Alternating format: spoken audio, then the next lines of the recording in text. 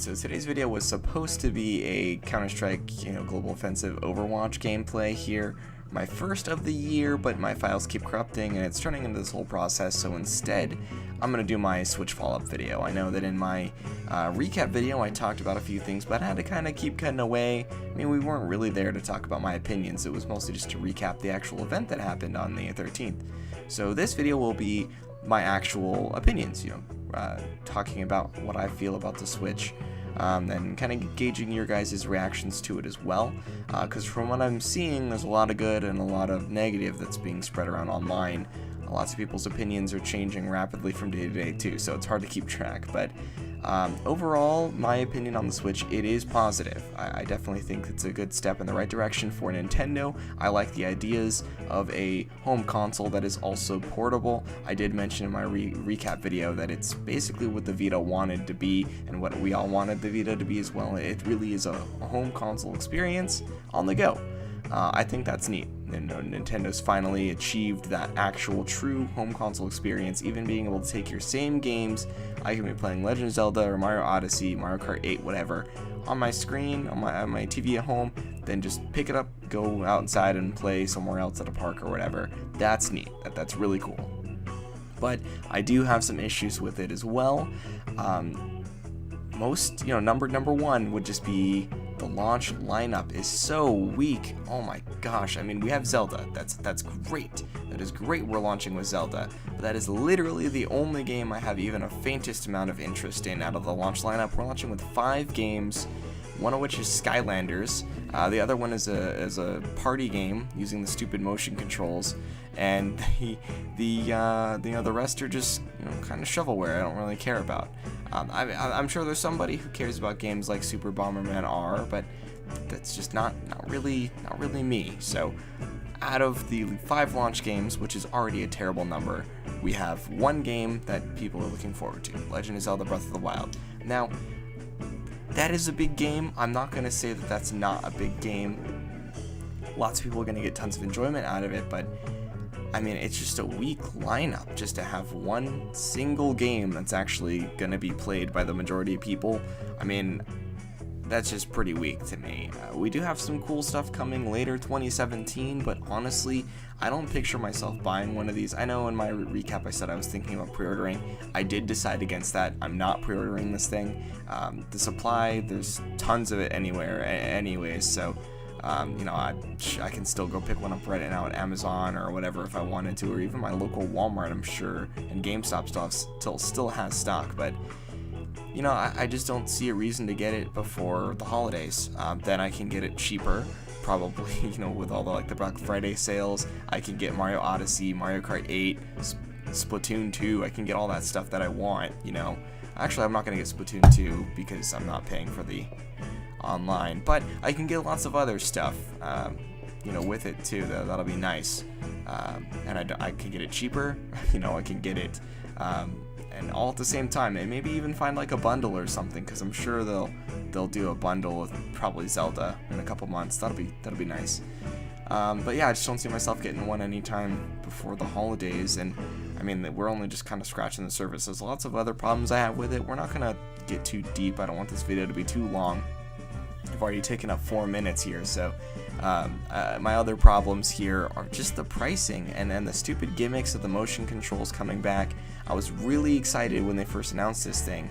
They were kind of stepping away from the gimmicks, and they were instead innovating in a real way by combining the home console experience with a handheld. That was fantastic. I was super behind that idea, and then at the press conference, all they showed off was gimmicky motion controls and HD rumble and stuff no one cares about. That just makes the console more expensive, and I don't care about that stuff. I don't know anybody who does care about that stuff, and the only game that's even taking advantage of it in a good way, in my opinion, would be that ARMS title. That looks pretty fun. I need to see a little bit more about that before I can make up my mind on that, but it looks pretty okay, so I'm not ruling that one out. That one looks pretty fun.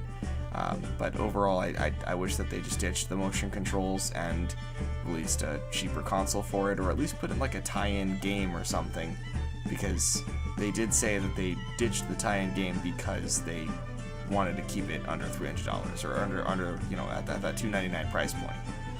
So I mean, overall, I am excited for the Switch. I have problems with it. I'm not gonna pay to play Nintendo Online. That is just ridiculous.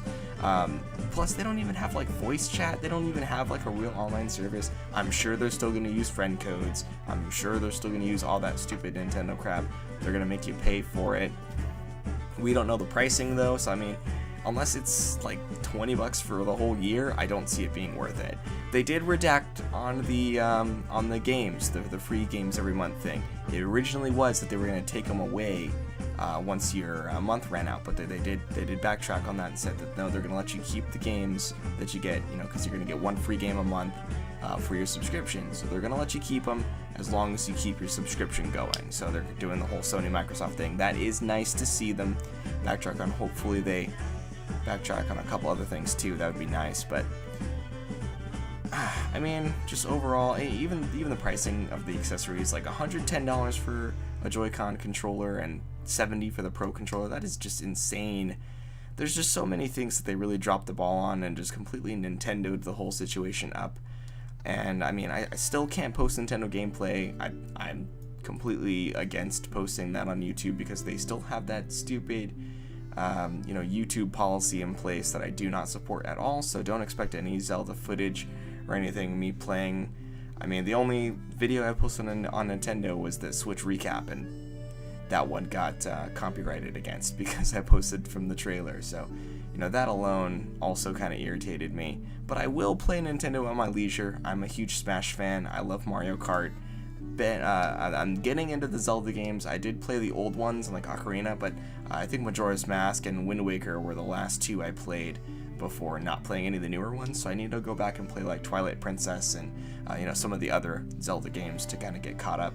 I'm looking forward to Breath of the Wild though, but I'm not going to get started on that until holiday, so I'm not going to be able to like review that or anything for the time being. So I mean, I know I'm just kind of rambling here about the Switch, but I just wanted to kind of make a video giving my impressions and my opinions on, you know, what they announced at the live event. And kind of just say I'm not really impressed. I was way more impressed at the initial reveal, but after seeing the live stream, the live event, my hype has actually gone down. I didn't expect that to happen. That's so weird, but it did. It really did. And I just hope that Nintendo can do something to revitalize my hope in it, or else, I mean, I'm not really too enthusiastic about the Switch anymore. My hype is already detracted to some other stuff coming out this year. So I mean, we'll see at E3. Maybe they announce some more games at E3, but by that point the Switch will already have been out for like 2 months, like 2 or 3 months at that time. So we'll see at E3, but let me know what you guys think down below. Thanks for letting me rant for 8.5 minutes on this. I'll see you guys in the next one. Stay classy, guys.